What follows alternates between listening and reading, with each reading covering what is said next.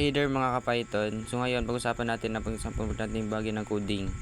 Ang mga comments, para itong mga tala na isulat mo sa inyong code na hindi pinapansin ng Python interpreter. Ibig sabihin, hindi nila binabago ang takbo ng programa ito. Ginagamit ito para ipaliwanag kung ano ang ginagawa ng code. Para sa sarili mo at lalo na para sa ibang mga programmer na makabasa nito. May dalawang pangunahin uri tayo, single line at multi-line. Okay, simulan natin sa single line comments. Ito ang pinakaraniwang at pinakamadaling gamitin. Ginagamitan ito ng symbol na pound sign o hashmark number. Lahat ng text ilalagay sa pagkatapos ng number sa isang linya ay magiging comments at hindi babasahin ng Python.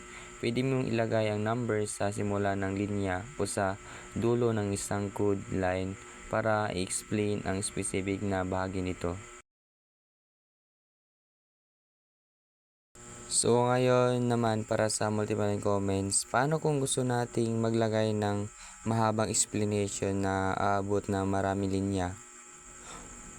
Pwede naman na ulitin ang numbers sa bawat linya pero mas madali at mas malinis kung gagamitin natin ng triple quotes o tatlong double quotes. Lahat ng text na nasa pagitan ng opening at closing triple quotes ay ituturing na comment gaano man kahaba.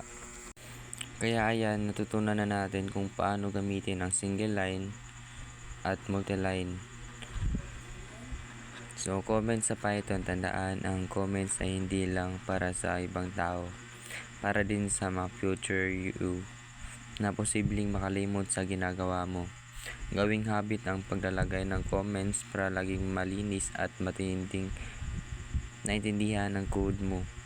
Kung may tanong ka, comment lang sa baba o huwag kalimutan mag-share and like o subscribe para sa susunod na ating Python lesson. Salamat sa panonood.